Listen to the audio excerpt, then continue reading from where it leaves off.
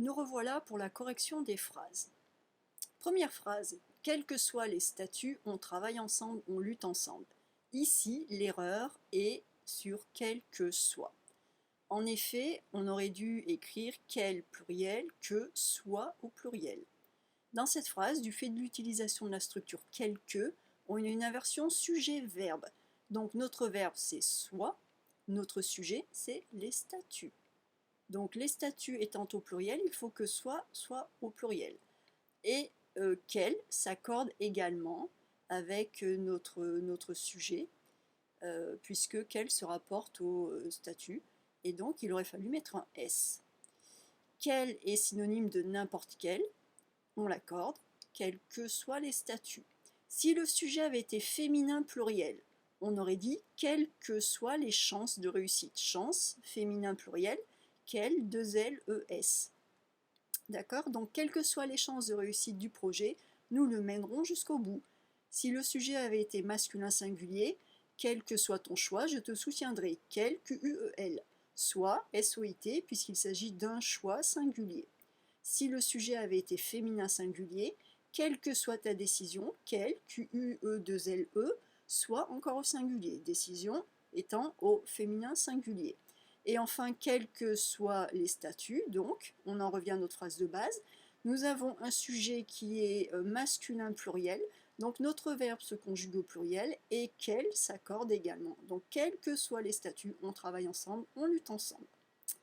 Deuxième phrase, respecter le service public, celles et ceux qui y travaillent, c'est possible. Et l'erreur porte sur le verbe travail. Travail n'est pas un nom. Dans la phrase, l'erreur, c'est que travail a été écrit comme le travail, comme le nom commun.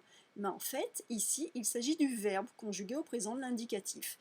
Donc, le verbe travail conjugué au présent de l'indicatif, comme on a un sujet celles et ceux qui est pluriel, travail, 2 L-E-N-T. Respecter le service public, celles et ceux qui y travaillent, c'est possible. Puisque travail, A-I-L, c'est uniquement le nom commun, le travail.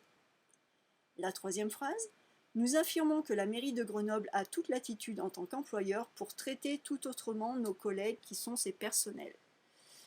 Alors dans cette phrase, a toute latitude est la partie incorrecte parce qu'il s'agit du verbe avoir qui est conjugué au présent de l'indicatif. On doit donc écrire a toute latitude, a sans accent. Et si on hésite, si on ne sait pas s'il faut un accent ou pas d'accent, on peut faire le test du changement de temps. Si on transforme à l'imparfait, par exemple, nous affirmons que la mairie de Grenoble avait toute latitude, ça garde tout son sens.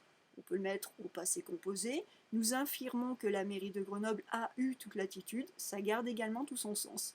Donc a avec accent est la préposition, et a sans accent est le verbe avoir. Et ici, dans le cas de cette phrase, il s'agit du verbe avoir conjugué au présent de l'indicatif. Il fallait donc ne pas mettre d'accent. La phrase suivante. Actuellement, les propositions d'emploi en animation périscolaire sont indignes et ne sont donc pas pourvues. Alors, là, comme je l'explique, j'ai pas vraiment un problème grammatical, j'ai un problème sémantique. La sémantique, c'est le sens des mots qui est employé. Parce que les propositions d'emploi sont indignes, d'accord. La conséquence de cela, c'est que les emplois ne sont pas pourvus. On ne va pas pourvoir une proposition d'emploi. La proposition d'emploi existe uniquement pour permettre de pourvoir, tiens, il manque un R, je le rajouterai, de pourvoir un emploi. La proposition d'emploi n'a qu'un but, c'est ensuite d'aboutir à un emploi. Mais ce qui est pourvu, ce n'est pas la proposition d'emploi.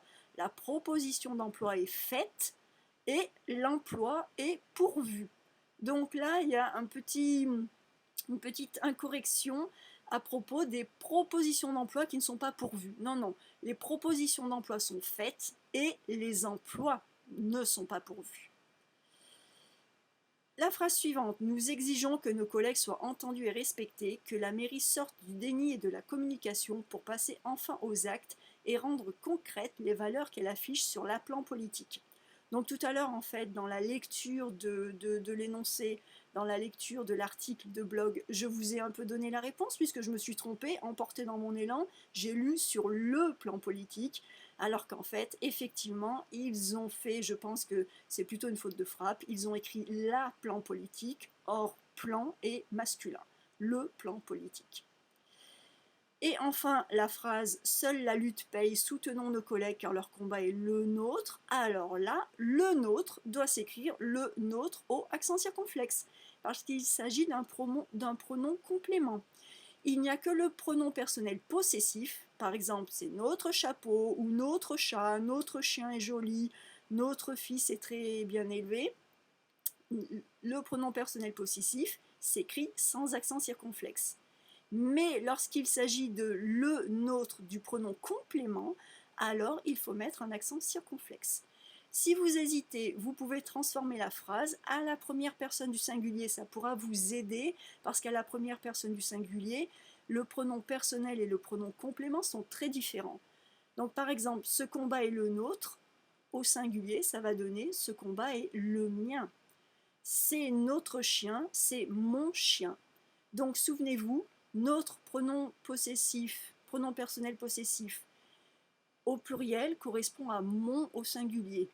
Et le nôtre, le pronom complément, correspond à le mien au singulier. Et voilà, je pense qu'on a fait le tour de nos petites phrases.